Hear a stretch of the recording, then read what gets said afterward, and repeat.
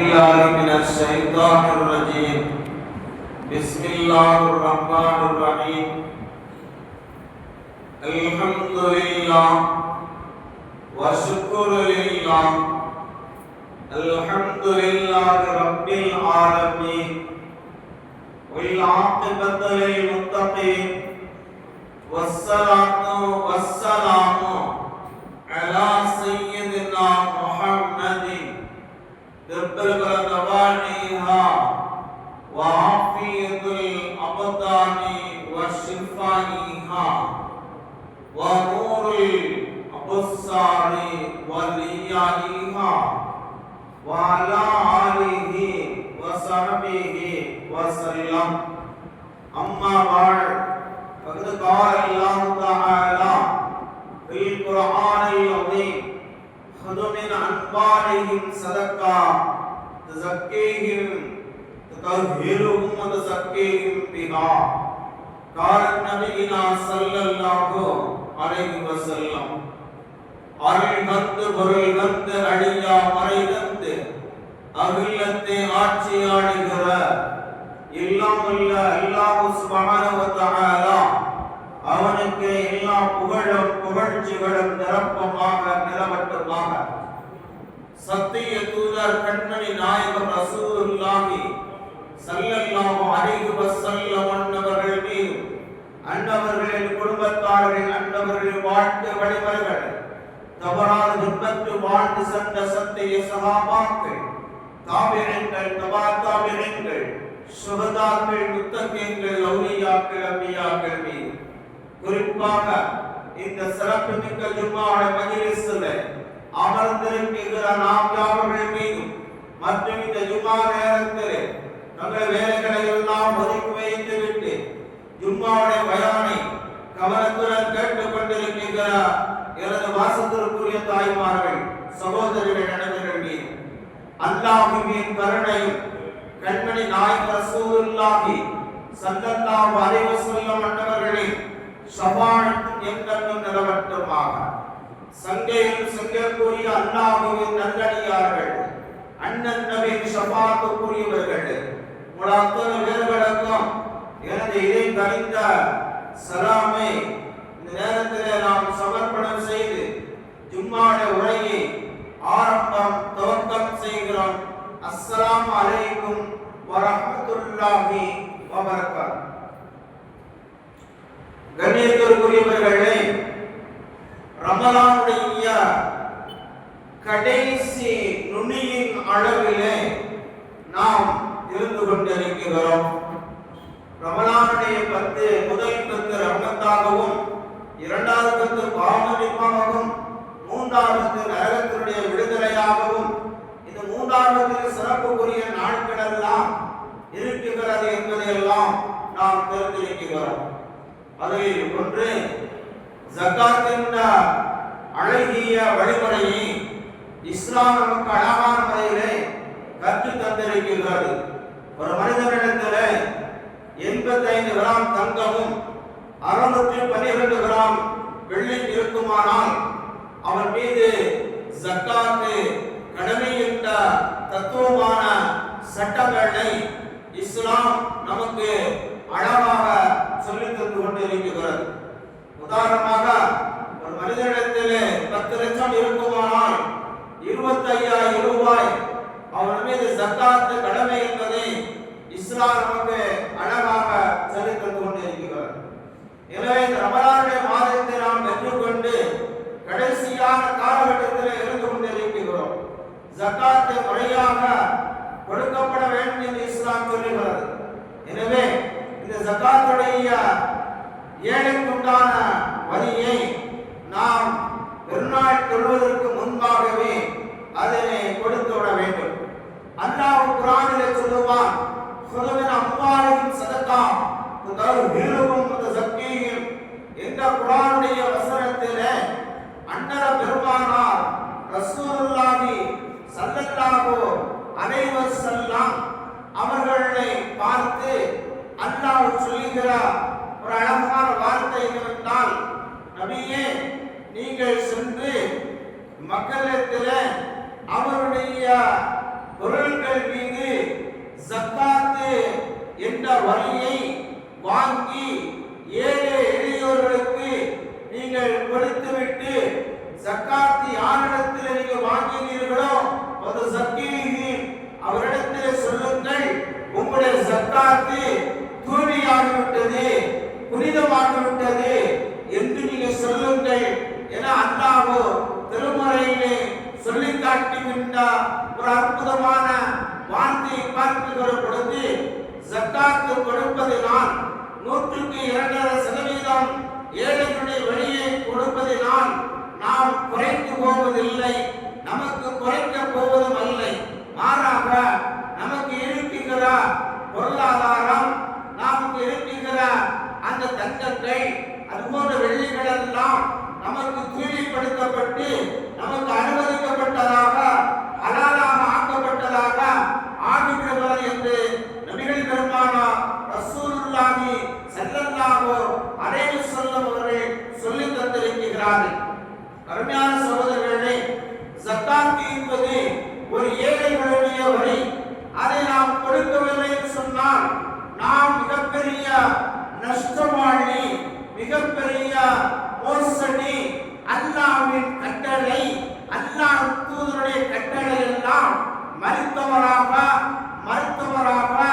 மீறியவர்களாக நாம் இந்த உலகத்திலே வாழ்வோம், மரணிப்போம் என்பது அழகாக தரப்படுகிறது. அருமையான சகோதரர்களே, ஜக்காத்துடைய நிலைப்பாடுகளை ஒரு சமூகம் நமக்கு நினைவுபடுத்துகிறது. கண்மணி நாயகம் ரசூலுல்லாஹி ஸல்லல்லாஹு அலைஹி வஸல்லம் அவருடைய காலகட்டத்தில் ரசூலுல்லாஹ் அவர்கள் ஒரு வழமை உண்டு. ஃபஜ்ர் தொழுகை முடிந்து விட்டது சொன்னால் உடனடியாக வீட்டிற்கு செல்ல மாட்டார்கள்.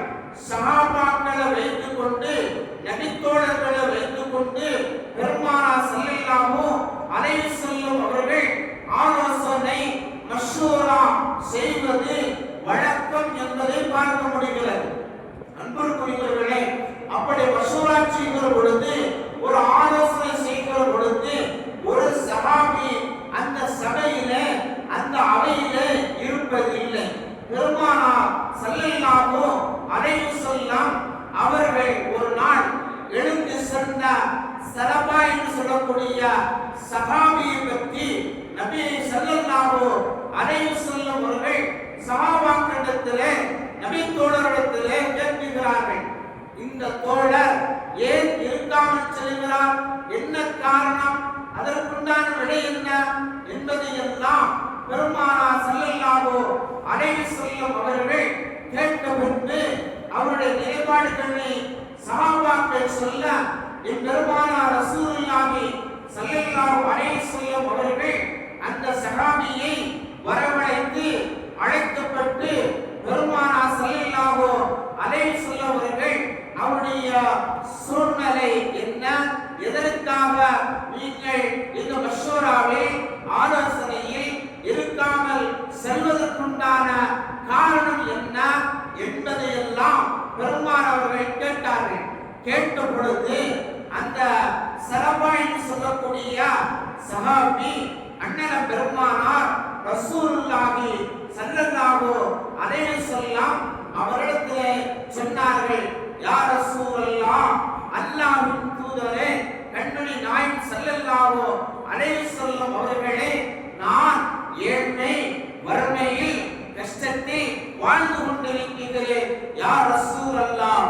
எனவே இந்த சபையில் உங்களோடு என்னால் இருக்க முடியவில்லை யா ரசூலல்லாஹ். என் வீடுகளில் கஷ்டம் வறுமைகளில் நான் பீடிக்கப்பட்டு கொண்டிருக்கிறேன். எனவே துஆ செய்யுங்கள் என்று பெருமானார் ஸல்லல்லாஹு அலைஹி வஸல்லம் அவரிடத்திலே அந்த சலபா என்று சொல்லக்கூடிய சஹாபி சொல்லுகின்றார்கள். சூழ்நிலையை பார்த்த அண்ணன் பெருமானார் ரசூலுல்லாஹி ஸல்லல்லாஹு அலைஹி வஸல்லம் அவர்கள் அந்த சலபா என்று சொல்லக்கூடிய சஹாபியுடைய வாழ்க்கையில் முன்னேற்றம், வாழ்வில் கஷ்டம், அதிலிருந்து முன்னேற்றம், குடும்ப சூழ்நிலையில் கஷ்டம் வறுமை, இதிலிருந்து அவர் முன்னேற்றம் அடைய வேண்டும் என்பதற்காக கருணையில் உருவான காத்தவர் நபி, அஹமது நபி, முஹம்மது நபி, முத்து நபி, முஹம்மது நபி ஸல்லல்லாஹு அலைஹி வஸல்லம் அவர்கள் ஒரு ஆட்டை வாங்கி கொடுத்து, இதிலிருந்து நீங்கள் பிழைத்துக் கொள்ளுங்கள், உங்களுடைய தொழிலை நீங்கள் நிர்வாகிக் கொள்ளுங்கள், அல்லாஹ் உங்களுக்கு பரக்கத்தை செய்வான் என்ற நற்செய்தியை சொல்லி ஸலபா என்று சொல்லக்கூடிய நபி தோழரை, அந்த சஹாபியை பெருமானார் ஸல்லல்லாஹு அலைஹி வஸல்லம் அவர்கள் அனுப்பி வைத்தார்கள். அருமையான சகோதரர்களே, நபி அவருடைய வாழ்க்கை ஒன்று கடமையாக செய்து வருவார்கள். நபி ஸல்லல்லாஹு அலைஹி வஸல்லம் அவர்கள் எப்பொழுதும் பணக்காரராக இருக்க வேண்டும் என்ற ஆசைப்பட மாட்டார்கள், அந்த எண்ணம் கொள்ள மாட்டார்கள்.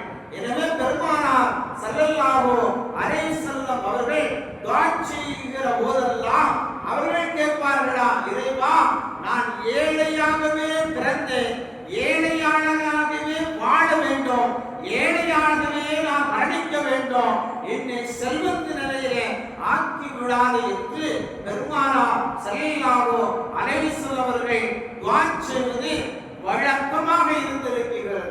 அருமையான சகோதரர்களே, இப்பொழுது ஆட்டை வாங்கி சென்ற அந்த சஹாபி காலங்கள் செல்ல அல்லாஹ் அவருக்கு ஆட்டினுடைய பெருக்கத்தை அதிகமாக்கி அதில் பரக்கத்து நிறைந்ததாக அல்லாஹ் ஆக்கி கொடுத்தான். வறுமையில் இருக்குகிற பொழுது பள்ளி தோறும் வந்தவர், வறுமையில் இருக்கிற பொழுது ஐந்தான தொழுகையை விடாமல் தொழுத அந்த நபித்தோட செல்வம் பெருக, தொழில்கள் பெருக, ஆட்டு மந்தைகள் பெருக, இவருக்கு தக்கவாறு வசதிகள் ஏற பள்ளியினுடைய தொடர்பு கொஞ்சம் கொஞ்சமாக தூரமானது, பள்ளியினுடைய தொடர்பு துண்டிக்கப்பட்டது. அருமையான சகோதரர்களே, இந்த நிலைமைக்கு ஆளாக்கப்பட்டு விட்டார் சொன்னால், அருமையானவர்களே, ஒரு பக்தி இல்லாமல் ஐந்தான தொழுகையை அவர் தவற விடாமல் தொழுதார். அந்த மனிதர் பணங்கள் ஏற ஒவ்வொரு வக்தாக அது கட்டாகிவிட்டது, ஒவ்வொரு வக்தும் கட்டாகிவிட்டது. கடைசியாக ஒவ்வொரு அந்த ரக்காயத்துகள் பக்துகள் இப்படி போய் நாள் அளவில் தொழிலில்லாதவராகி விடுகிறார். ஒரு கட்டம் வருகிற பொழுது ஜும்மா தொழில் இல்லாமல் ஆகிவிடுகிறார், பள்ளிவாசலை மறந்து விடுகிறார். இன்னைக்கு நம்மள எத்தனை பேர் பள்ளிவாசல் வராம உட்கார்ந்துட்டு இருக்கிறாங்க, வெள்ளிக்கிழமை கூட வராம எத்தனை பேர் இருக்கிறாங்க, ஐந்தான தொழில் இல்லாமல் எத்தனை பேர்கள் இருக்கிறார்கள்.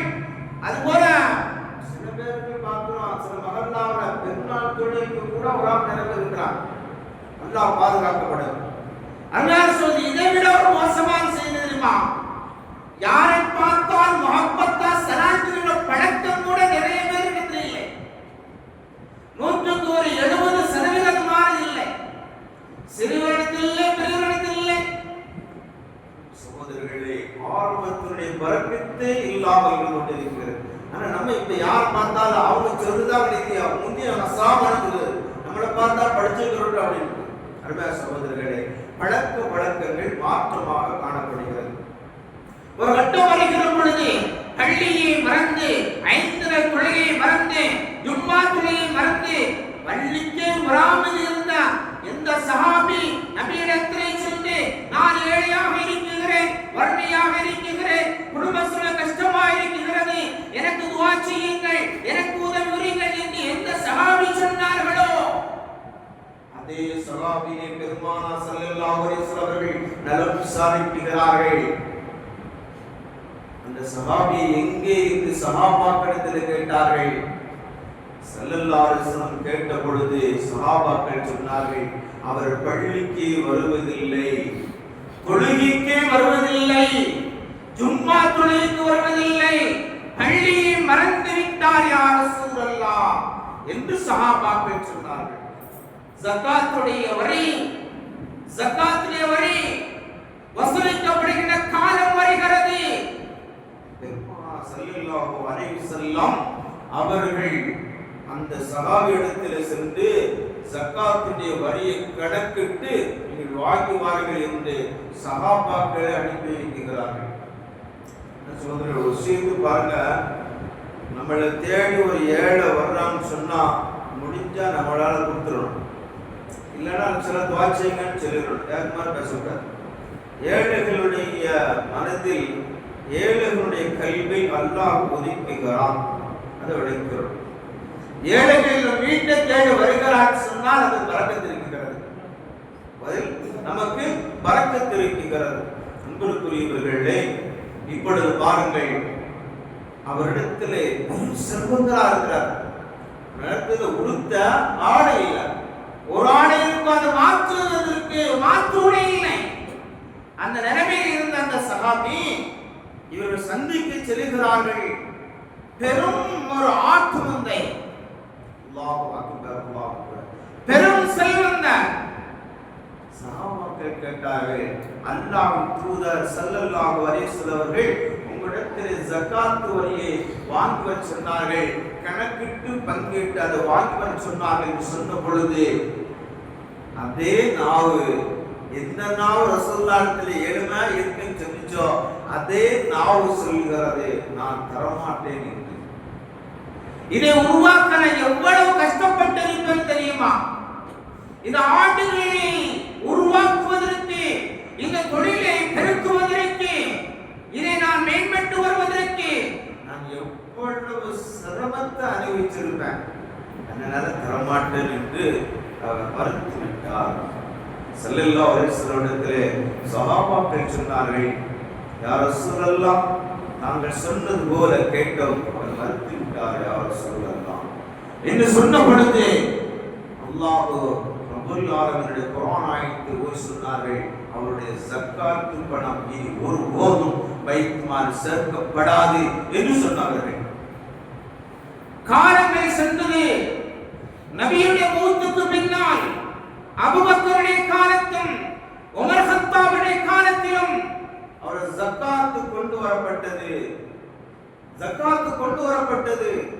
எந்த நபி கேட்கப்பட்ட பொழுது ஜக்காத் மறுக்கப்பட்டதோ அந்த அல்லாஹ்வே தீர்மானித்தான், உங்களுடைய ஜக்காத்தை வாங்குவதற்கு மறுத்து விட்டார், மறுத்து அவர் குர்ஆன் இறக்கி விட்டார். எனவே உங்களுடைய ஜக்காத் வாங்கப்படாது என்று அந்த கலீஃபாக்கள் சொன்ன செய்தி சகோதரர்களே, கடைசி வரையிலும் மௌத் வரையிலும் அவருடைய ஜக்காத் நிதி வாங்கப்படவில்லை. சகோதரர்களே, உன்னை நினைத்து பாருங்கள், அல்லாஹ்வுடைய கட்டளையை மீறி விட்டோம் சொன்னால் இந்த உலகத்திலே மிகப்பெரிய நஷ்டவாளி நாம் என்பதை விளங்கிக் கொள்ள வேண்டும். எனவேதான் நமக்கு செல்வம் பெறுகிறது என்று சொன்னால் அதற்கு தக்கவாறு இபாதத்துகளை அதிகப்படுத்தப்பட வேண்டும், அல்லாஹ்விடத்திலே பிரார்த்தனை அதிகப்படுத்த வேண்டும் என்று பெருமானார் ஸல்லல்லாஹு அலைஹி வஸல்லம் அவர்கள் நமக்கு சொல்லி தந்திருக்கிறார்கள். எனவே 100க்கு 2.5% கணக்கு பார்த்து ஜகாத்துடைய பணத்தை முறையாக கொடுத்து அந்த பணத்தை நாம் பல பங்குகளாக பிரித்து கொடுப்பதை விட அதை முறையாக ஒரு நபருக்கு கொடுத்து வாழ்வாதாரத்தை மேம்படுத்தி ஏழ்மை நிலையை மேம்படுத்தி அடுத்து வரக்கூடிய ஆண்டுகளில் அவர் ஜக்காத்து கொடுக்கிற நிலைமைகளை உருவாக்குகின்ற அந்த பொறுப்பு ஒவ்வொரு செல்வந்தருக்கும் இருக்கிறது என்பதை நாம் விளங்கிக் கொள்ளக்கூடிய சகோதரர்களே. அடுத்து ஃபித்ரா. ஃபித்ரா என்பது அருமையான சகோதரர்களே, நோன்பு பெருநாள் தொழுகைக்கு வருவதற்கு முன்பாகவே கொடுக்கப்பட வேண்டும். நோன்பு பெருநாள் தொழுகைக்கு பிறகு கொடுத்தால் அது ஃபித்ரா இல்ல, சாதாரண தர்மமாகிவிடும். இந்த ஃபித்ரா ஏன் கொடுக்கிறோம் என்றால், நோன்புடைய காலங்களில் நோன்பு வைத்த நிலையில் ஏதாவது ஒரு தவறுகள் பிழைகள் ஏற்பட்டிருக்கலாம். மனிதர்கள் தானே, மறதியாளர்கள் தானே, பலகீனமானவர்கள் தானே. அல்லாஹ் சொல்லலாம், மனிதர்கள் பலகீனமானவர்கள், மனிதர்கள் மறதியாளர்கள் என்று அல்லாஹ் சொல்லுகிறார். ஆக இந்த நோன்புடைய காலங்களில் ஏதாவது தெரிந்தோ தெரியாமலோ மறந்தோ மறக்காமலோ நோன்பில் தவறுகள் பிழைகள் ஏற்பட்டிருக்கலாம். அதனை ஈடு செய்யும் வகையாக அந்த தவறு பிழைகளுக்கு பகரமாக இந்த ஃபித்ராவை கொடுக்கப்பட வேண்டும் என்று கண்மணி நாயகம் ஸல்லல்லாஹு அலைஹி வஸல்லம் அவர்கள் சொல்லியிருக்கிறார்கள். இரண்டாவது ஃபித்ராவுடைய தாற்பயம் என்னவென்றால், நோன்பாளிகள் நோன்பு நோற்று பெருநாள் கொண்டாடுகிற பொழுது அந்த மகல்லாவில் யாரும் ஏழைகளாக இருந்து பசி பட்டினியாக அன்றே பெருநாளிலே இருந்துவிடக் கூடாது. எனவேதான் ஃபித்ரா பெருநாளை தர்மம் என்றார்கள் நபிகள் பெருமானார் ஸல்லல்லாஹு அலைஹி வஸல்லம் அவர்கள். எனவே அன்புக்குரியவர்களே, ஃபித்ரா இதுவரை கொடுக்காதவர்கள், ஃபித்ரா காசு இதுவரை கொடுக்காதவர்கள் விரைவாக நீங்கள் ஃபித்ராவை கொடுத்து விடுங்கள், முன்கூட்டியே கொடுத்து விடுங்கள். அதுதான் சால சிறந்தது. தவறுவிட்டால் அது ஃபித்ரா கடமையை நிறைவேற்றிய நன்மை கிடைக்காது என்றார்கள் பெருமானார் ஸல்லல்லாஹு அலைஹி வஸல்லம் அவர்கள். அன்புக்குரியவர்களே, அடுத்து பெருநாள் தொழுகைக்கு வருகிற பொழுது வீட்டில் இருந்து ஒரு செய்திற்கு வர வேண்டும் என்று ரசூலுல்லாஹ் சொல்லியிருக்கிறார்கள். ஒன்றை பாருங்கள், ரமலானுடைய மாதத்தில் 30 நோன்புகள் நாம் வைத்திருக்கிறோம் இல்லையா? அந்த 30 நாட்களும் இறைவனை வணங்கி இருக்கிறோம் இல்லையா? பல தியாகங்களை செய்திருக்கிறோம் இல்லையா? இந்த 30 நோன்புகள் நமக்கு கிடைக்க, இரவு நேர தொழுகை நமக்கு கிடைக்க, அதில் பல இபாதத்துகள் செய்ய நாம என்ன தியாகம் செஞ்சோம்? நோன்பு நமக்கு கிடைக்கிறதுக்கு ஏதாவது முயற்சியை செஞ்சோமா? இல்லை. காலங்கள் போது, தேதிகள் போது, மாதங்கள் போது, ரமலான் மாதம் வருது. எனவே நாம் கேட்காமலேயே கிடைக்கப்பட்ட ஒரு அருள் பேருரை, நமக்கு கிடைக்காம நாம் கேட்காமலே கிடைக்கப்பட்ட ஒரு பேருபகாரம், நாம் எதிர்பாராத விதமாக, நாம் எதிர்பார்த்தை விட அதிகமாக கிடைக்கப்பட்ட ஒரு அருள் பேருரை இந்த ரமலானுடைய மாதம், இந்த நோன்பு. அருமையான சகோதரர்களே, கேட்காமல் தந்த ரப்புக்கு, கேட்காமல் தந்த ரப்புக்கு நன்றி செலுத்தும் முகமாக, அல்லாஹ்வுக்கு நன்றி செலுத்தும் முகமாக, அவருக்கு நினைவு கூறும் முகமாக, நோன்பை தந்தாய், நோன்பை அடைத்தோம், நோன்பு வைத்தோம், இரவு நேரம் தொழுதோம், பள்ளியில் ஏத்திக்காமல் இருந்தோம், நோன்பு கஞ்சிக்கு நாங்கள் பொருள்கள் கொடுத்தோம், சகருவுக்கு எல்லாம் கொடுத்தோம். ரப்பே, உனக்கு நன்றி செலுத்தும் விதமாக ஒரு தக்பீருல்லாஹ அலமா அதாகும். வீட்டில் இருந்து புறப்படுகிற பொழுது தக்பீர் முழக்கத்தோடு அல்லாஹ்வுக்கு நன்றி செலுத்தி, அல்லாஹ்வை புகழ்ந்து, அல்லாஹ்வை புகழ்ந்த நிலையில் வீட்டில் இருந்து நீங்கள் தக்பீர் முழக்கத்தோடு வர வேண்டும் என்றார்கள் கண்மணி நாயகம் ரசூலுல்லாஹி ஸல்லல்லாஹு அலைஹி வஸல்லம் அவர்கள். எனவே பெருநாட்களில் சுபஹ் தொழுகை முடிந்துவிட்டால் நீங்கள் வீட்டிற்கு சென்று என்ன செய்யப்பட வேண்டும்? பள்ளிக்கு வருகிற பொழுது வீட்டிலே ஒரு செய்து தக்பீர் முழக்கத்தோடு வர வேண்டும் என்றார்கள் நபிகள் பெருமானார் ஸல்லல்லாஹு அலைஹி வஸல்லம். அடுத்து பெருநாளுடைய விஷயங்களில் பள்ளிவாசல் பெருநாள் தொழுகைக்காக நீங்கள் வருகிற பொழுது, வரும் பொழுது ஒரு பாதை வழியாகவும், வரும் பொழுது ஒரு வழி பாதையாகவும், திரும்பி செல்லுகிற பொழுது வேறொரு வழியாகவும் செல்ல வேண்டும் என்று நபி ஸல்லல்லாஹு அலைஹி வஸல்லம் அவர்கள் சொல்லி தந்திருக்கிறார்கள். ஏன் வேறு வழியை செல்ல வேண்டும்? வந்த வழியை செல்லலாமே என்றால் பெருமானார் ஸல்லல்லாஹு அலைஹி வஸல்லம் இந்த மகத்துவத்தை சொல்லித் தருகிறார்கள். ஒரு வழி வந்து பெருநாள் தொழுகையை நிறைவு செய்து மாற்று வழியில் செல்லுகிற பொழுது பல்வேறு முகங்களை காண முடியும். அவரிடத்தில் நாம் பெருநாள் மகிழ்ச்சியை பகிர்ந்து கொள்ள முடியும். மாற்று சகோதரர்கள் இருப்பார்கள், அவரிடத்தில் அன்பை பரிமாற முடியும், அவரிடத்திலே மகிழ்ச்சியை பரிமாற முடியும். எனவே வருகிற பொழுது ஒரு வழி பாதையாகவும் செல்கிற பொழுது வேறு வழியாகவும் செல்லப்பட வேண்டும் என்று நபிகள் பெருமானார் ஸல்லல்லாஹு அலைஹி வஸல்லம் அவர்கள் சொல்லித் தந்திருக்கிறார்கள். அடுத்த சகோதரர்களே,